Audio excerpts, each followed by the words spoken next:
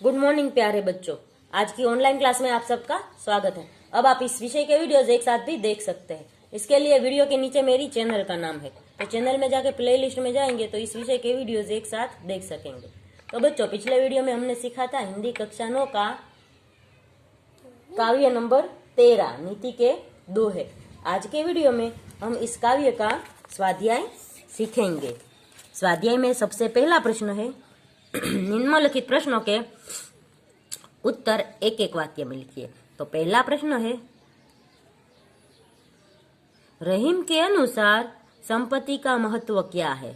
तो रहीम के अनुसार संपत्ति का महत्व है कि उससे दूसरों का भला होता है।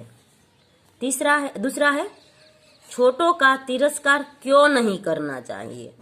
तो छोटों का तिरस्कार नहीं करना चाहिए क्योंकि जो काम वे करते हैं वह बड़े नहीं कर सकते। फिर 3 नंबर का है, सुई का काम कौन नहीं कर सकता? तो सुई का काम तलवार नहीं कर सकती। आगे है, उत्तम प्रवृत्ति का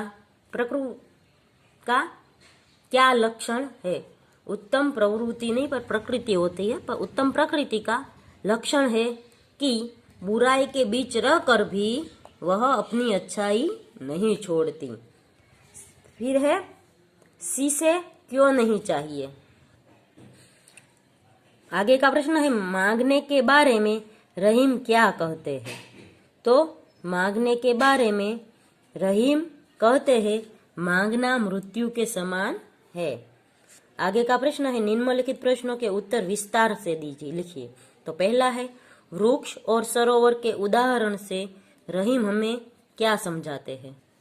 तो जवाब होगा, वृक्ष अपने फल स्वयं नहीं खाते, सरोवर अपना पानी स्वयं नहीं पीते।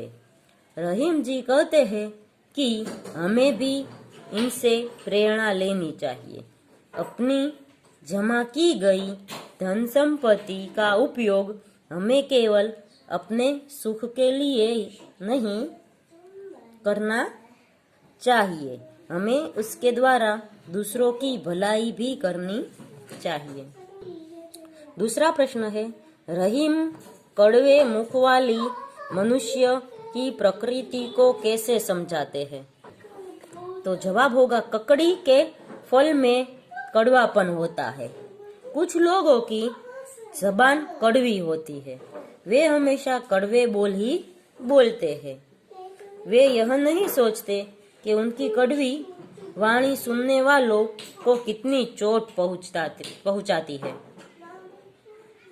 ऐसे लोगों का मुंह ककड़ी के मुंह के समान होता है। कटुवाणी बोलकर दूसरे के दिल को चोट पहुंचाना अपराध है।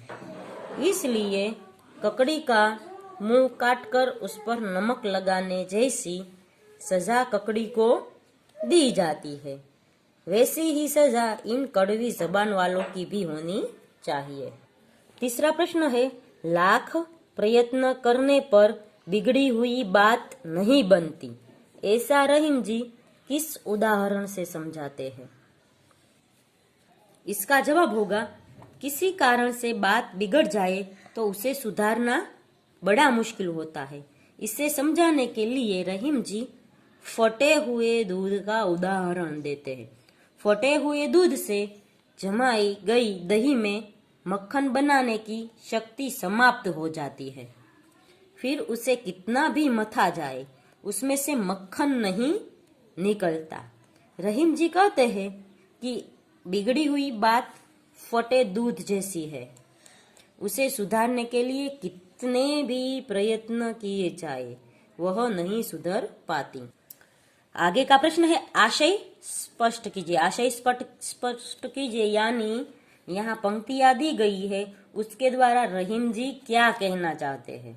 तो पहली पंक्ति है, रहीमन देखी बड़ेन को लघु न दीजिए डारी।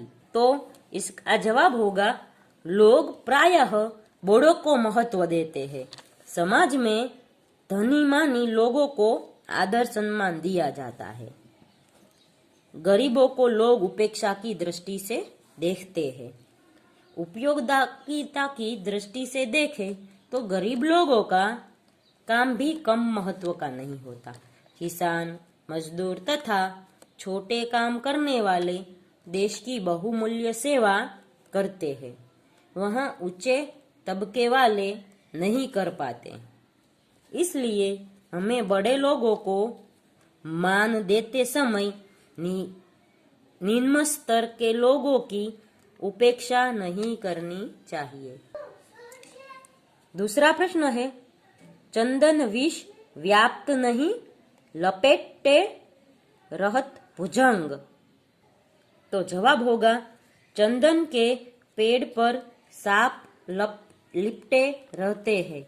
इसके बावजूद चंदन का पेड़ विष से प्रभावित नहीं होता। सांपों के संग से उसकी सुगंधि में कोई अंतर नहीं पड़ता। उस प्रकार उत्तम स्वभाव के लोग बुरी संगति में रहकर भी उससे प्रभावित नहीं होते। वे अपने गुणों से अपराधियों को प्रभावित करके उनका जीवन बदल देते हैं। तो बच्चों, यहाँ पर स्वाध्याय खत्म होता है।